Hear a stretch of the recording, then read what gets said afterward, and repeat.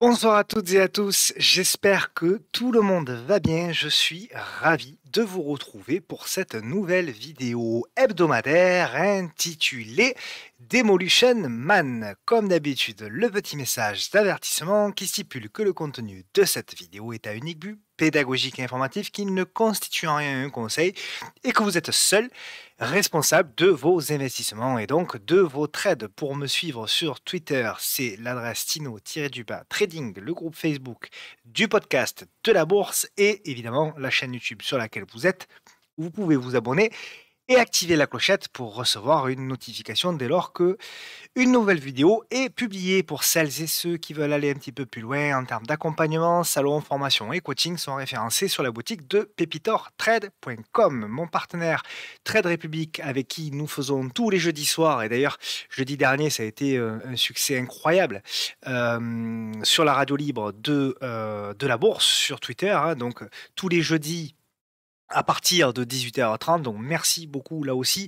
N'hésitez pas à venir nous rejoindre et éventuellement intervenir. Trade Republic, c'est un broker voilà, qui grimpe, allemand évidemment, référencé, qui a des ordres vraiment pas chers, qui rémunère le cash à hauteur de 2% d'intérêt. Alors il faut bien comprendre que c'est un broker également qui, qui cherche à évoluer également, hein, techniquement. Donc nous sommes en relation évidemment très proche avec les dirigeants de Trade Republic. Donc n'hésitez pas à nous faire remonter les évolutions techniques que vous souhaiteriez voir apparaître sur Trade Republic et nous faisons également le relais pour ça, pour que tout le monde puisse bénéficier évidemment de un maximum d'outils pour réussir dans la bourse et le trading. Et puis évidemment, je voulais vous dire merci parce que la vidéo de la semaine dernière a battu un record de vues. On a dépassé les 3000 vues sur la vidéo de la semaine dernière. Donc évidemment, merci beaucoup. Ce que je veux vous dire, c'est que il va y avoir beaucoup, je vous l'ai dit, beaucoup de contenu, de nouveaux contenus gratuits. Et j'insiste sur le fait gratuit. Vous avez pu voir sur Twitter ces dernières semaines que beaucoup de gens passent au payant. Moi, ma volonté, c'est de faire un petit peu le contraire, c'est de faire encore plus de contenu gratuit pour vous. Et donc, en ce sens, il va y avoir de nouvelles émissions qui vont apparaître. Donc, je m'entoure de personnes compétentes pour ça, de partenaires également pour ça. Donc, vous allez avoir du contenu, vous allez avoir en 2023 des émissions spécifiques avec des ETF. Donc voilà, on abordera un sujet qui, je sais, vous tient à cœur. Vous aurez également des émissions qui parleront du fondamental et du long terme. D'ailleurs, j'en prépare une pour la fin de semaine prochaine avec un partenaire. À vrai dire, je suis invité sur une émission de d'une structure qui ne fait quasiment que du fondamental, une structure très connue. Donc voilà, vous aurez également un contenu gratuit. On analysera certainement une action un petit peu plus précisément sur le fondamental et le long terme. Et en 2023, ma volonté, et c'est en discussion actuellement, c'est que je souhaite faire une émission en live où vous pourrez intervenir et proposer vos actions en direct et ainsi vous me verrez analyser en direct les actions que vous détenez en portefeuille ou que vous souhaitez avoir en analyse pour éventuellement voir les points d'entrée. Voilà un petit peu tout le contenu que je souhaite développer en 2023. Alors évidemment, ça va demander du travail, ça demande de l'organisation. Je souhaite m'entourer des personnes qui sont évidemment compétentes pour pouvoir réaliser des émissions de qualité, parce que faire du contenu gratuit, c'est bien, mais l'objectif, c'est que surtout ce soit du contenu de qualité. Donc voilà un petit peu, comme d'habitude, en toute transparence, pour vous dire un petit peu ce que je compte faire, ce que je mets en place et ce qui va être mis en place pour 2023 sur la chaîne et en tout cas toute l'actualité qui m'entoure. On démarre avec le programme, donc le programme Action de cette semaine, un programme évidemment chargé avec du ADN pour les valeurs européennes, Eurofin Scientifique, Kering, Voltalia Charger, SEB, Sofina, Elior, CTP, Alphen, Flow Trader, Ventiva, Pierre et Vacances, Atos, et puis aux États-Unis, nous aurons du Adobe, Virgin Galactic et Amazon. Évidemment, si le contenu de cette chaîne vous plaît, comme je vous le dis, mais bon, vous le faites évidemment très très bien. Merci d'ailleurs encore une fois. Voilà, la seule manière de récompenser toute cette énergie que j'essaye de vous donner, de vous partager, c'est de vous-même partager ces émissions pour que voilà, un maximum de personnes puissent avoir accès à ce contenu. Encore une fois, 100% gratuitement. Moi, j'en ai assez de voir qu'aux États-Unis, il y a énormément de contenu gratuit et qu'en France, on essaye tout le temps de faire tout payer pour les gens. Alors évidemment, quand on veut avoir accès à un petit peu plus de détails, c'est normal qu'on ait un accès payant, mais j'estime que quand même, on doit avoir un maximum de contenu gratuit à notre disposition. Allez, on démarre avec l'analyse du CAC 40. Alors évidemment, c'est le titre de la vidéo, Demolition Man, parce que évidemment, on a un CAC 40 qui encore une fois surperforme totalement. C'est une ligne droite. On a, depuis qu'on est repassé au-dessus de la M10, qui elle-même est repassée haussière, on a une grosse accélération portée évidemment par le secteur du luxe. On verra Kering, mais on pense également bien sûr aussi à LVMH qui fait des nouveaux plus hauts historiques. Donc on a en ligne de mire deux objectifs pour moi, les deux gaps. En l'occurrence, le gap ici potentiellement à fermer des 7100 et des 7400 points. Pour autant, évidemment, voilà, on n'est pas pour moi du tout sur des zones d'opportunité moyen-long terme. Pour du trading, oui. Pour du swing, oui. Pour voilà, des valeurs au cas par cas, oui. On va en voir certaines. mais je trouve quand même que ce marché est très suracheté. Alors voilà, peut-être que il y a des événements qui vont arriver et qui nous expliqueront pourquoi on a eu cette hausse. Mais je rappelle quand même que donc là, nous venons de prendre, allez, on va dire ouais, 8-9% en quasi ligne droite. Je rappelle quand même que donc là, on a eu un mouvement entre, on va dire, novembre et janvier. Donc on a eu un mouvement qui ressemble, on va dire, à une espèce de W. Et ce qui est intéressant à voir, c'est qu'on avait eu l'année dernière exactement le même mouvement. Aux mêmes dates, quasiment aux mêmes dates. Donc c'était on va dire, de mi-novembre jusqu'à, on va dire, le 6 janvier, enfin, début janvier, et là, de début décembre.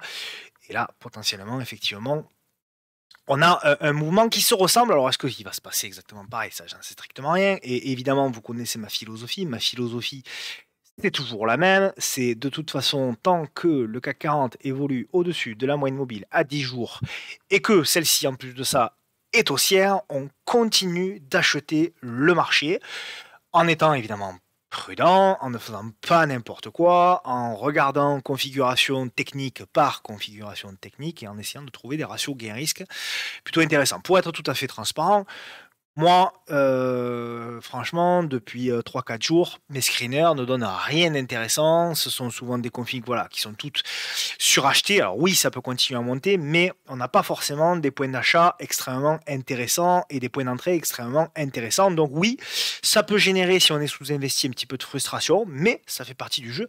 Ne vous inquiétez pas, encore une fois, le marché monte, le marché descend, le marché monte, le marché descend, le marché monte, le marché descend, le marché monte, le marché descend, le marché monte, le marché finira tôt ou tard par descendre. Et c'est là où vous chercherez des points d'entrée. Alors effectivement, tout est possible. On peut monter en ligne droite, on peut même casser des nouveaux plus hauts en ligne droite. Tout est possible, mais de toute façon, ce sont des cycles. On voit bien, ce sont des cycles. Même dans des tendances très haussières, on a toujours des replis, on a toujours des points d'achat. Donc voilà, mettez votre frustration de côté et faites évidemment au fur et à mesure des chandeliers et surtout au fur et à mesure des signaux techniques qui vous sont apportés. Donc le CAC 40, rien de plus à se dire, c'est haussier en daily, c'est haussier évidemment en mensuel, en hebdomadaire, on est au-dessus de la M10 hebdomadaire qui est haussière et c'est pour le moment, même si le mois n'est pas terminé, on est repassé, vous voyez, la M10 mensuel et pour le moment croise à la hausse et on est au-dessus. Donc il n'y a strictement rien à dire, rien à faire. Évidemment, on a l'impression qu'il commence à y avoir, donc tous ceux qui étaient short ne le sont plus. C'est là où il faut pour moi commencer à à faire gaffe. Il y a encore, quelques jours, il y avait beaucoup de personnes qui se mettaient short, et là, je vois sur Twitter, hein, notamment, hein, je vois que, voilà, il y a une espèce de gros consensus à la hausse. Donc voilà, il faut quand même commencer, peut-être à faire un petit peu plus attention à ça. Au niveau des small, donc les small par contre, voilà, continuent elles également de surperformer. On a fermé le premier gap, on a fait une mèche dedans, donc c'est pas mal. J'aurais espéré un petit repli sur la résistance oblique pour venir la retester. Donc on verra là aussi. Toujours est-il que bah, là, c'est la même chose, hein, c'est la même rengaine. Techniquement, on est au-dessus de la M10 qui monte, donc RAS, c'est haussier, point barre. Donc on a fermé le premier gap, donc je le supprime. Il y en a un second ici aux alentours des 13 000 points, grosso modo, donc on verra si on arrive à là aussi le fermer. Pour le moment, j'ai rien d'autre à vous dire, à part que c'est haussier, point barre. Allez, on passe aux actions avec évidemment ma chouchoute, vous la connaissez, c'est pas un mystère. Adyen, donc Adyen, évidemment, je suis très très fan de la config. J'avais attiré votre attention il y a quelques semaines sur la zone de support oblique. Donc à chaque fois, nous faisons un petit peu le même phénomène, hein, sur Adyen, c'est-à-dire qu'il y a un premier appui, un rebond, une congestion avant de redémarrer. Ici, ça a été la même chose. Ici, ça a été la même chose. Ici, non. Par contre, ça a été une reprise en V, mais ici, ça a été plutôt la même chose. Et là, vraiment, on a un petit peu une configuration similaire. Donc si je zoome un petit peu et j'enlève l'ellipse pour que ce soit plus joli pour vous. Donc en effet, nous avions cette congestion. Alors elle fait pas mal de zigzags. Elle n'est pas si facile à trader que ça. Mais oui, en effet, nous avons cette zone ici de breakout. On a fait ici le faux breakout et derrière potentiellement on essaye de faire le faux breakout. On a également des zones intéressantes avec des zones ici de gap à aller potentiellement chercher.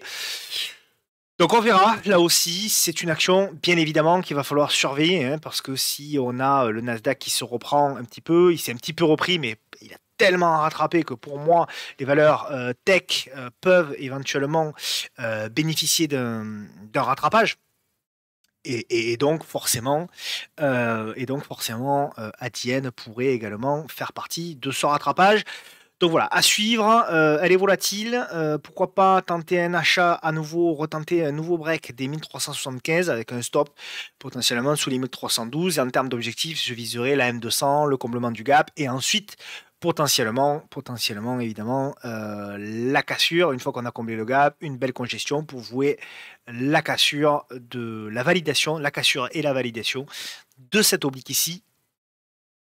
Hop, je vais dupliquer pour faire un petit peu voilà, la cassure et la validation de cette double oblique ici, pour vraiment retourner la tendance. Pour le moment, on n'est pas du tout à ça, hein. Pour le moment, on ne retourne pas la tendance. On est vraiment à court terme repassé aussi, puisque vous voyez qu'en effet, nous sommes repassés au-dessus de la M10 là également, qui elle redevient haussière. Donc effectivement, on a un petit signal très court terme, très agressif. Donc pourquoi pas tenter un truc pas très cher. Mais voilà, la tendance moyen terme, hein, en tout cas moyen même long terme, évidemment n'est pas encore retournée. Donc voilà un petit peu mon point de vue sur Eurofin scientifique, sur Adyen, pardon.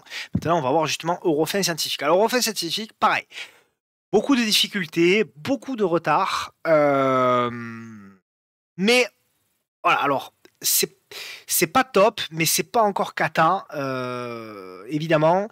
Là aussi, donc ce qui était intéressant au niveau de cette config-là, c'est qu'en effet, nous avions eu cette résistance oblique baissière qui a été cassée, donc c'était plutôt pas mal, puisque là, on avait fait une congestion, le pullback, on avait relancé, puis derrière, on a construit sous cette oblique. C'était vraiment très intéressant ce qu'elle avait fait au Eurofin scientifique. Elle avait cassé l'oblique, elle avait fait le pullback, elle avait fait cette petite congestion, j'étais très positif. Et derrière, c'est vrai que ça lâche, ça fait un gap à la baisse. On revient s'appuyer sur la dernière oblique pour moi haussière.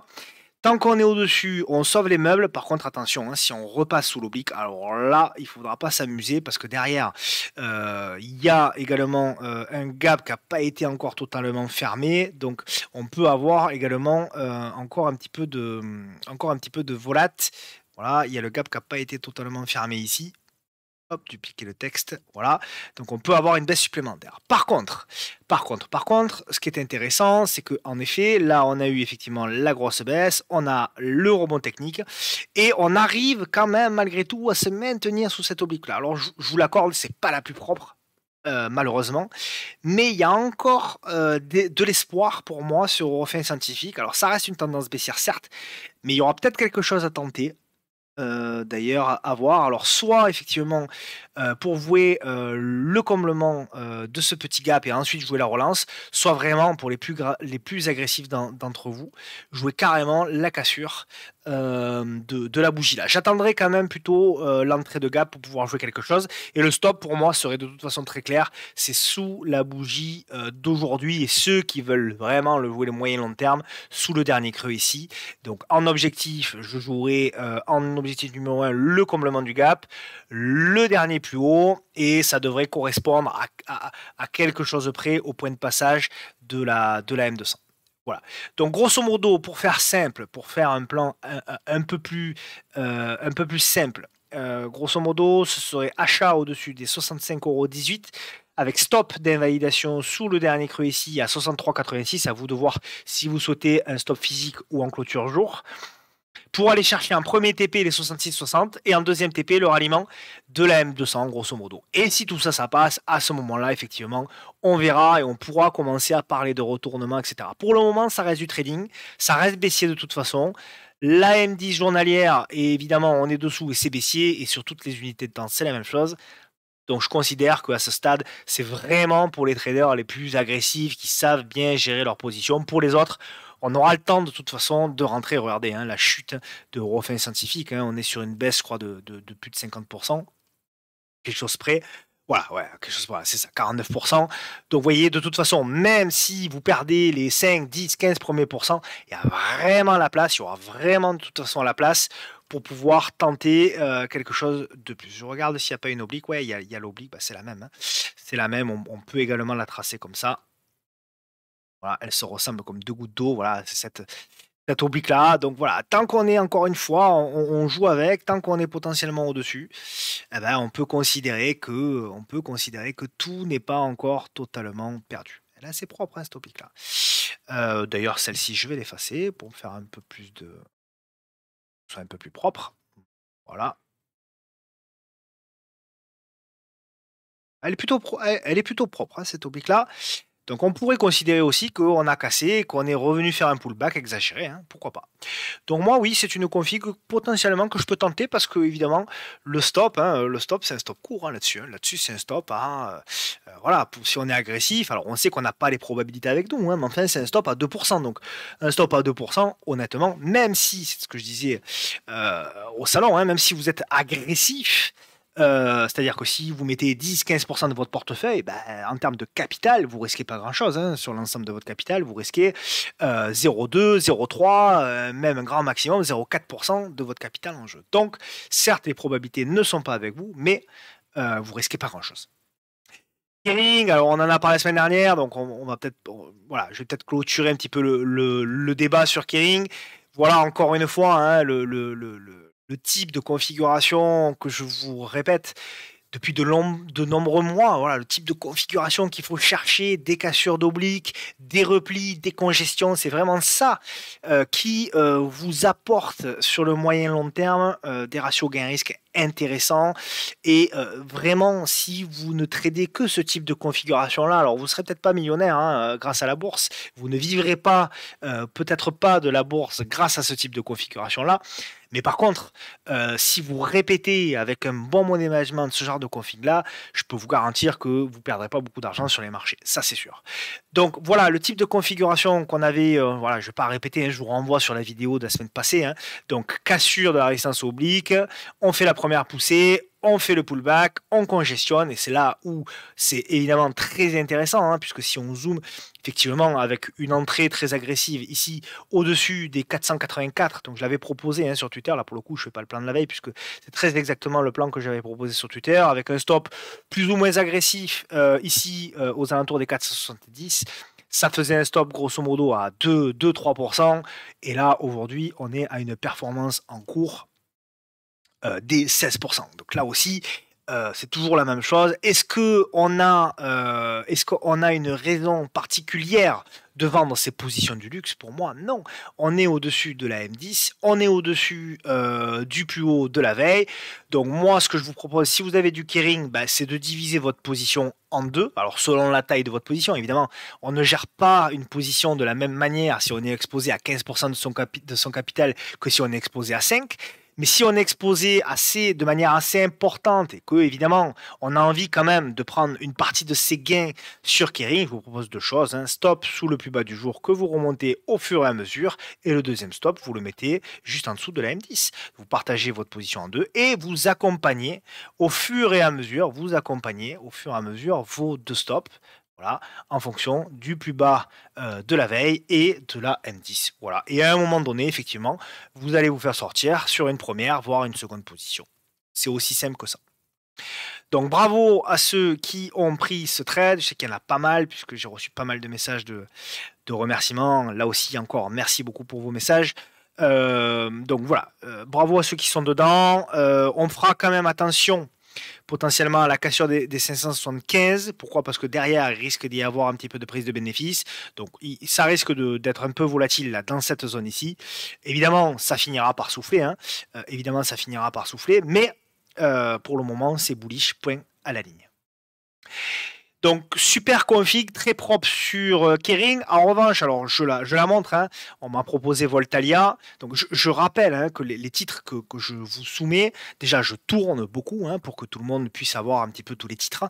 Et ce ne sont pas forcément des titres que moi j'apprécie ou ce ne sont pas forcément des configurations techniques que j'apprécie. Mon objectif, c'est de parler un petit peu de tout. Et là, en l'occurrence, Voltalia, alors c'est un titre que j'apprécie, mais en l'occurrence, Voltalia, c'est un titre que je ne trade quasiment plus, pour pas dire plus du tout.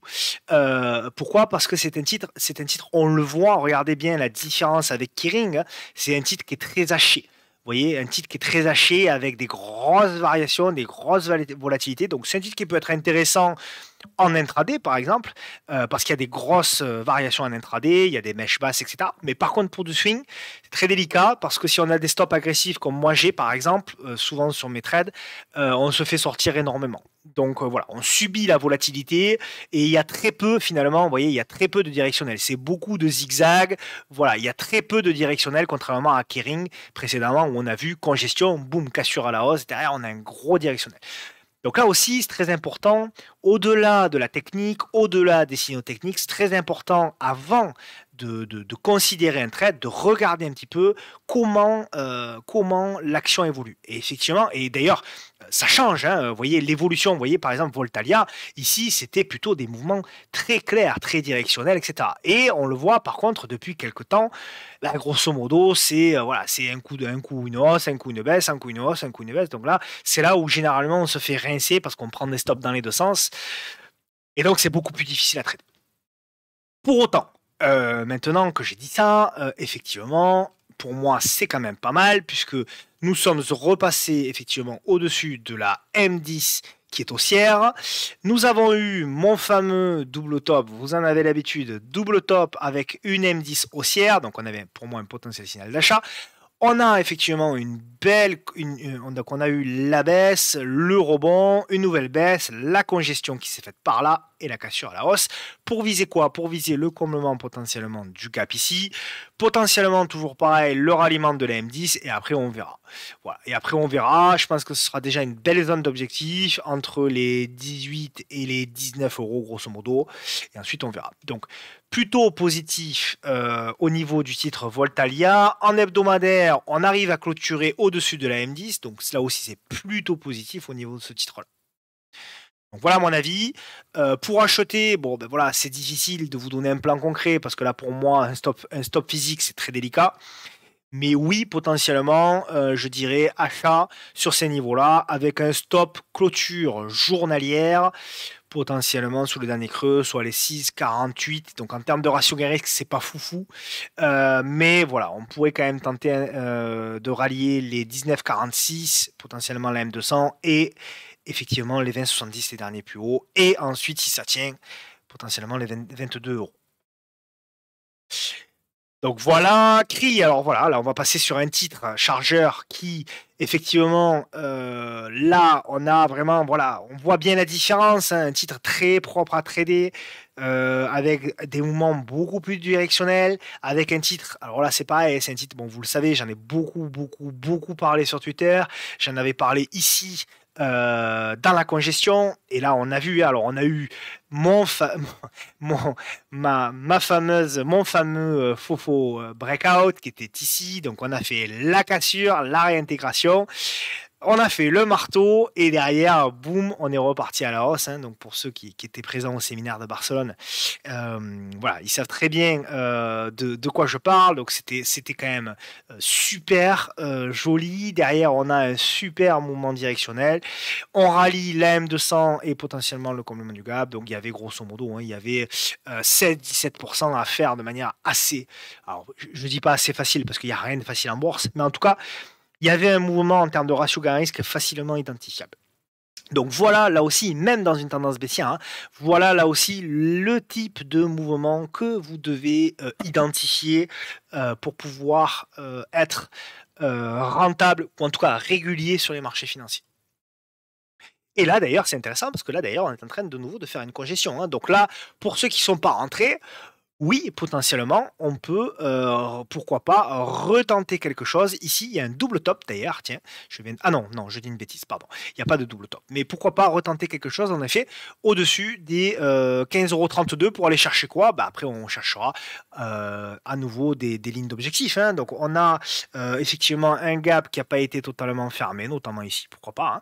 Pourquoi pas tenter d'aller fermer définitivement ce gap ici en ligne d'objectif. Stop sous les 14,65 €. Il y a également un petit gap ici qui a été ouvert. Hop, voilà, petit gap ici. Donc, en TP numéro 1, le petit gap ici. TP numéro 2, le gap un petit peu plus important ici. Super config, hein, là aussi. Et éventuellement, s'il y a un repli, alors là, s'il y a un repli, on attendra un repli sur la zone des 13,54 €, hein, grosso modo. La zone ici qui peut être une belle zone de repli potentiellement. Donc achat, c'est toujours pareil, hein, achat au-dessus des 15,32 € ou alors si ça passe pas, on attendra un repli ici, la congestion, toujours la même chose pour jouer la relance. D'accord? Donc c'est toujours la même chose.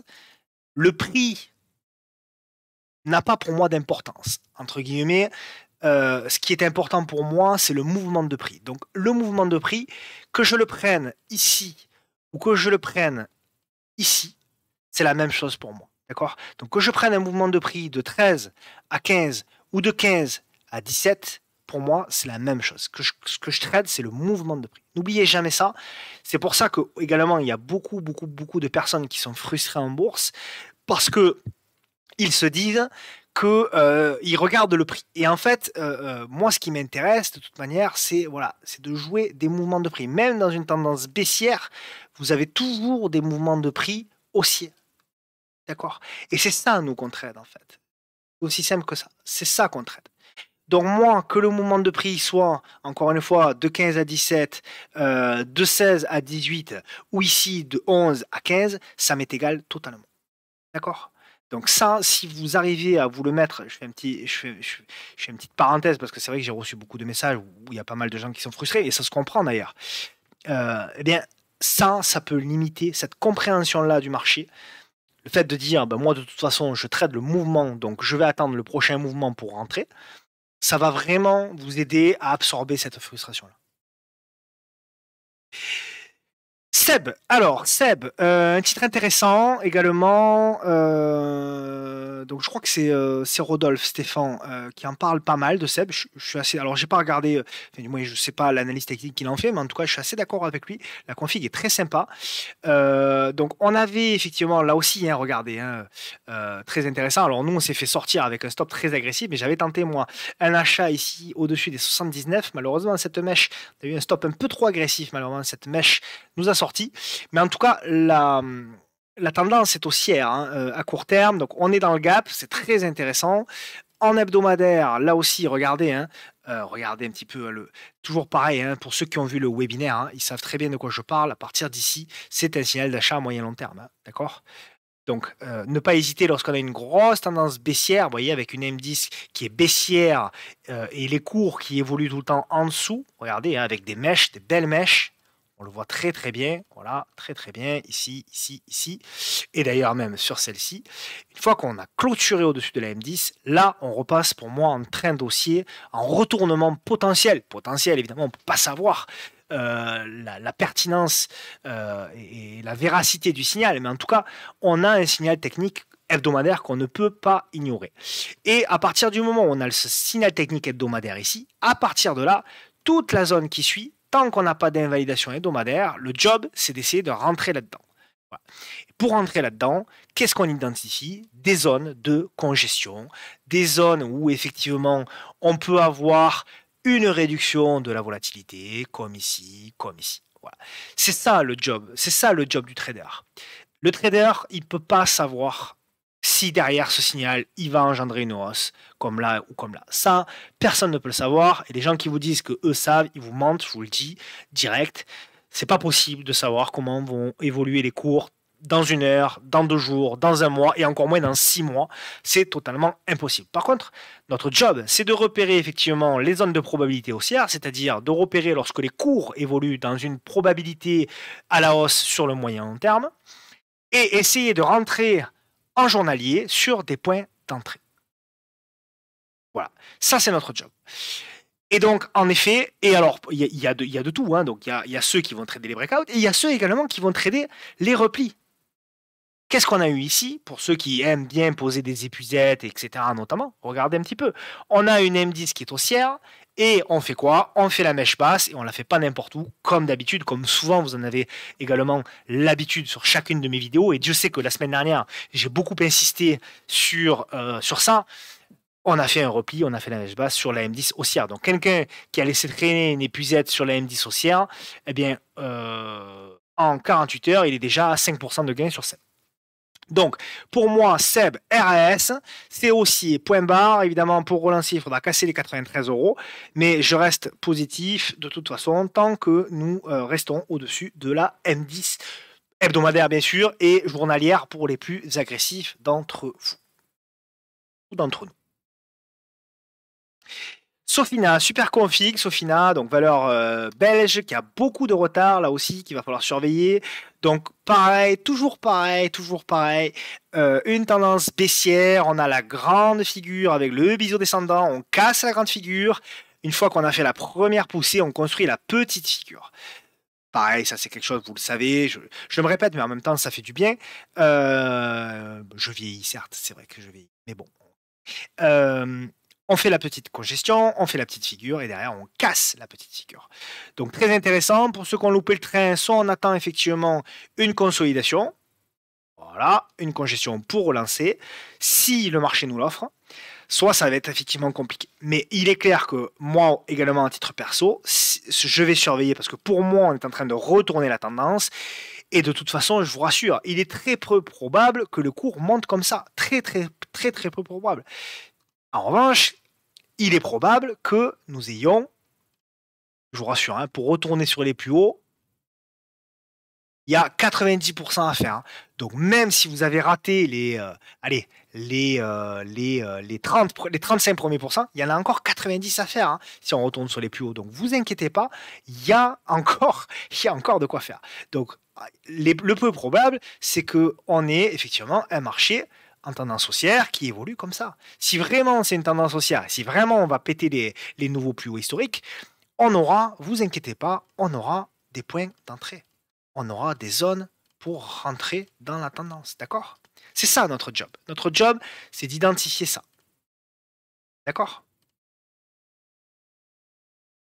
Donc, sur Sofina, pour résumer, je suis très positif, évidemment, comment ne pas l'être, sur le retournement. C'est typiquement le genre de config que j'adore, vous le savez.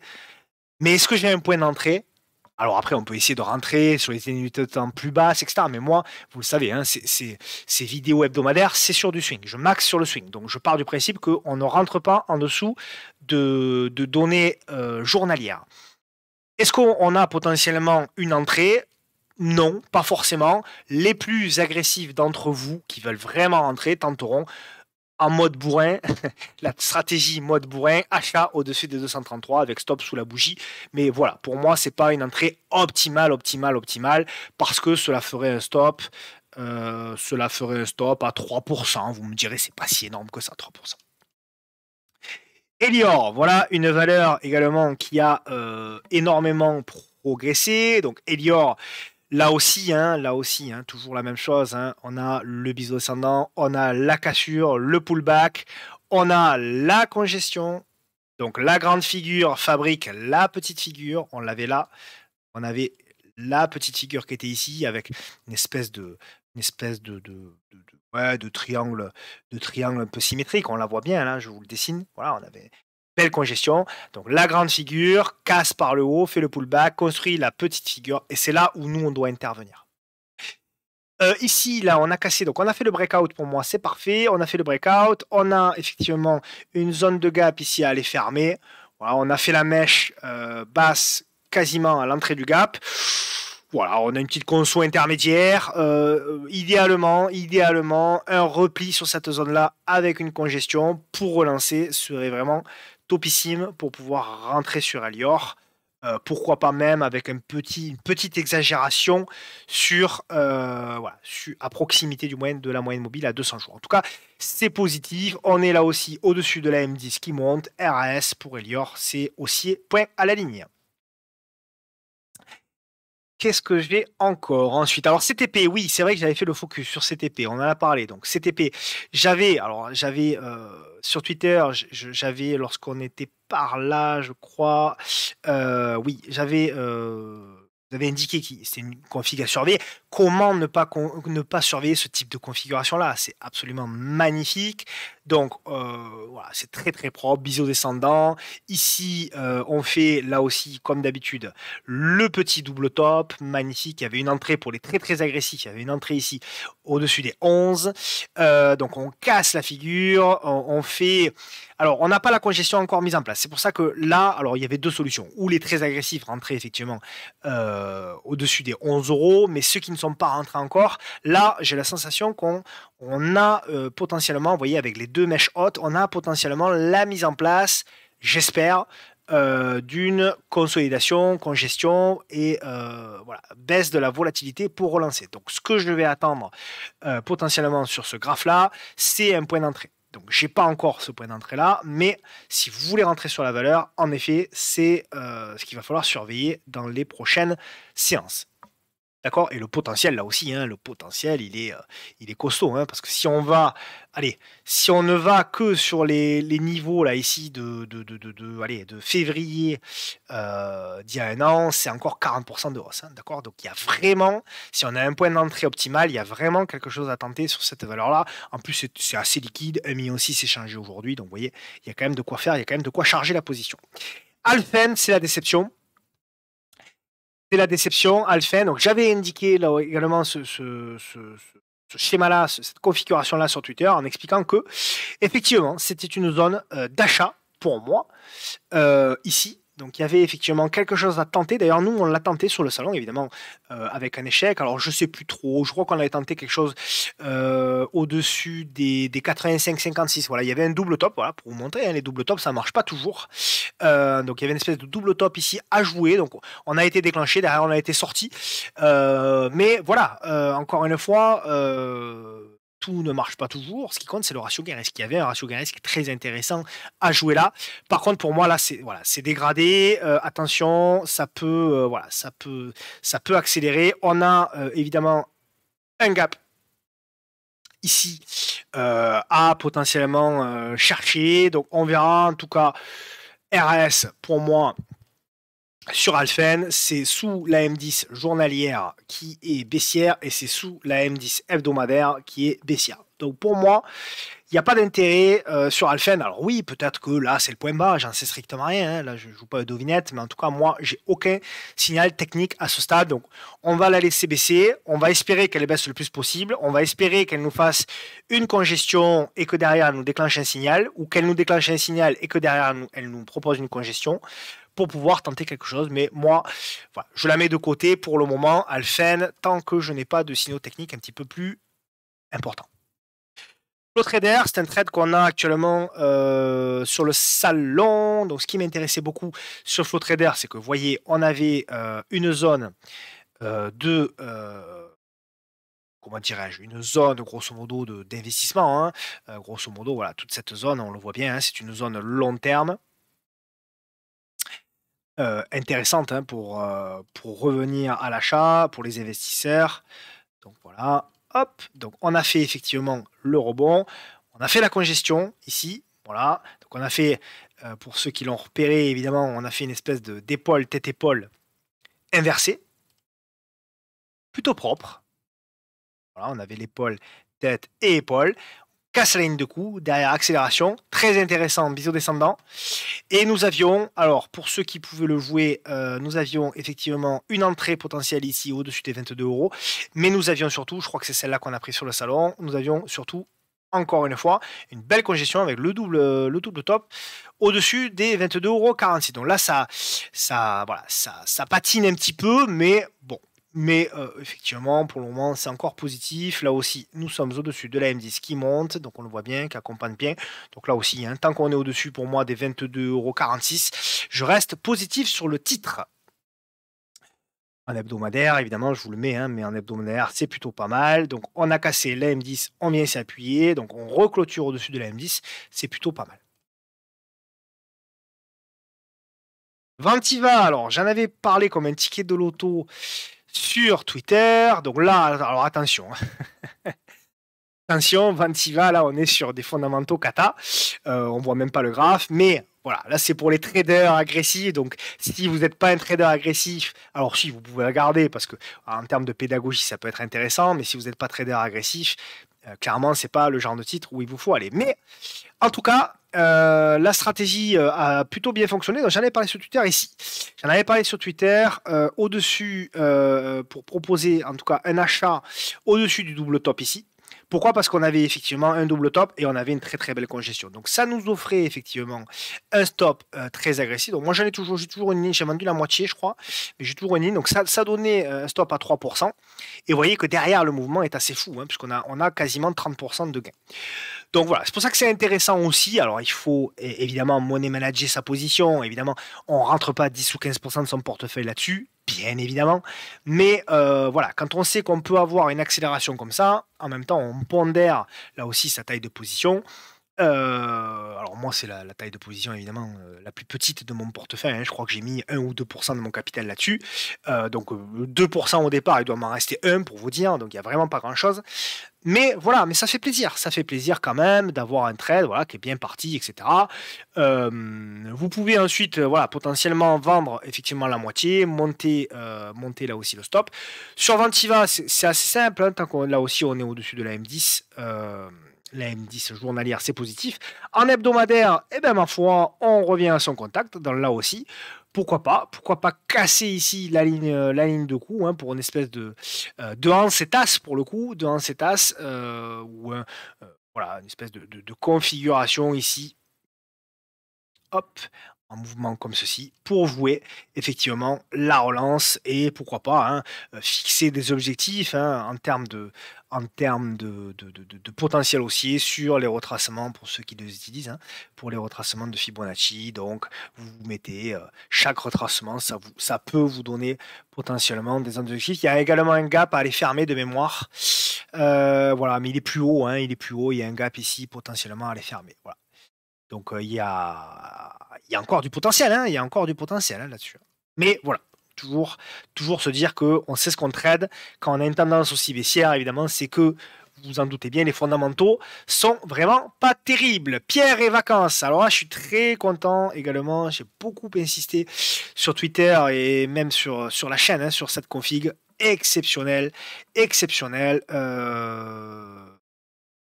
Pierre et vacances. Donc on avait parlé, souvenez-vous, hein, là aussi, toujours pareil, du double top qui était ici, au-dessus de la M10. Il y avait une superbe congestion, là, superbe congestion au-dessus des E.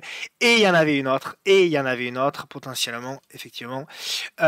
Ici, on le voit, hein, toute cette congestion. Et derrière, voilà, on break. Hein, double top à nouveau, hop là, double top à nouveau au-dessus des E. Et on le voit, une fois que les 1 sont pétés, pouf, on a une accélération monstrueuse. Et dans la journée, c'est un gain qui pouvait aller jusqu'à 17%. Donc magnifique, bravo à ceux qui l'ont pris. Moi, je n'en avais pas, je n'en avais plus du moins. Je l'ai tradé un petit peu, mais je n'en avais plus. En tout cas, bravo à ceux qui l'ont tradé. Regardez le pic de volume, hein, magnifique. Donc voilà. Euh, donc bon, c'est plus le moment forcément de rentrer sauf en intraday, hein. Maintenant, il va falloir de nouveau attendre une réduction de la volatilité, mais c'est toujours la même chose, hein. Le marché évolue toujours de la même manière. Nous avons une phase d'accélération, nous avons la congestion et la relance. Et là, c'est très exactement ce que nous avons eu. Nous avons eu une phase d'accélération, la congestion et la relance. Toujours, toujours, toujours, toujours la même chose. Athos, alors, pour spécial dédicace à un abonné qui est avec nous, avec Gilles, s'il m'écoute, puisque il voulait, je crois que j'en parle, donc effectivement, je vais en parler. Donc, Athos, effectivement, nous avons un signal moyen-long terme sur Athos, pour moi, puisque effectivement, nous avons deux signaux. Alors, un signal de prix, puisqu'on a effectivement breaké ici la zone des 11 euros, 11,50 €. Et puis surtout, nous avons breaké et nous clôturons au-dessus. Alors, c'était déjà la semaine dernière, mais nous clôturons depuis 2 semaines au-dessus de la M10. Donc, oui, en effet, et je suis d'accord, c'est une configuration à suivre de près pour un petit moment, hein. Donc on avait effectivement une résistance oblique, on l'a cassée, on est venu faire l'appui, on a relancé, donc parfait, très bien. Maintenant, une fois qu'on a dit ça, ok, oui, en effet, on a potentiellement un retournement un petit peu plus moyen terme qui est en train de s'opérer. Premièrement, ce qu'il faut savoir, c'est qu'on a le temps. Encore une fois, on a le temps de rentrer sur Athos. On en est là. Regardez la baisse que l'on a eue. Si on revient juste au dernier plus haut du 30 décembre 2020, nous avons encore une baisse de 82%. Pour revenir sur les niveaux du 4 janvier 2021, il faudrait une hausse de 475%. On a le temps. On a le temps d'avoir des points d'entrée. Ne vous inquiétez pas. Et Gilles, ne t'inquiète pas également. Nous aurons des points d'entrée pour tenter de rentrer sur Athos. D'accord. Est-ce que pour le moment nous en avons? Non. Nous n'en avons pas eu. Pour moi, effectivement, il y avait quelque chose à tenter là, mais c'était un peu prématuré. Au-dessus ici au-dessus des 9,26. C'est vrai, mais c'était très agressif, c'était un peu prématuré parce que pour moi le signal il n'est apparu qu'au-dessus des 11,89 et même on voit on est encore en dessous de la M200 donc il y a encore du boulot. Par contre, là où je suis complètement d'accord, c'est que on va attendre une porte d'entrée. Donc on va attendre une réduction de la volatilité pour pouvoir à nouveau jouer quelque chose sur Athos. Alors, est-ce que cette réduction de la volatilité, elle aura lieu ici ou elle aura lieu plus haut ou encore plus haut, ça, j'en sais strictement rien. Mais ce que je sais, c'est qu'il me faut ça pour pouvoir tenter quelque chose. Donc, on va attendre patiemment que le marché nous dise, bon ben voilà, là, je t'offre un point d'entrée. Et si Athos décide, pourquoi pas, de faire une hausse exponentielle en ligne droite et qu'elle ne nous offre pas de point d'entrée, et bien à ce moment-là, on ne rentrera pas sur Athos. C'est aussi simple que ça et on tradera autre chose.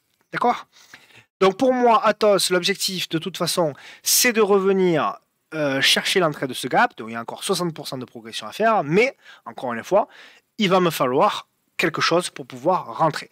J'invaliderai le mouvement, le retournement de la tendance. Pour moi, si on retourne, si on réintègre, pour moi, la zone, si on fait le pullback, c'est parfait. Alors, idéalement, vraiment, évidemment, idéalement, ce serait que la congestion s'opère sur le pullback. Alors, ça serait parfait. Pullback, congestion, relance. Si on a ça, là, il faut y aller. Clairement, il faut agir là-dessus, sur ces niveaux-là. D'accord. Donc pour moi, par contre, voilà. Pour moi, si on revient, allez, je dirais même sous le petit doji là, si on revient sous les 10,69 70, je considérerais que par contre, c'est plutôt négatif et que pour moi, ça n'aura été que un rebond potentiellement technique. Donc voilà pour les actions européennes. On va passer aux 3 actions américaines. On va passer à Adobe. Adobe, alors on en avait parlé il y a un petit moment et je vous avais proposé, pour ceux qui s'en souviennent, la zone investisseur qui a hyper bien fonctionné, qui était la zone investisseur aux alentours de 275 $. Il y en avait une seconde pour renfort aux alentours des 200 et quelques dollars. Toujours est-il que, effectivement, lorsqu'on est revenu sur cette zone, on a fait le rebond. Et là, voilà, on a fait le rebond. Ce qui est très intéressant, c'est que effectivement, nous avons potentiellement une belle phase de congestion. Belle phase de congestion au niveau de Adobe. Donc, pourquoi pas en effet, sur ce titre.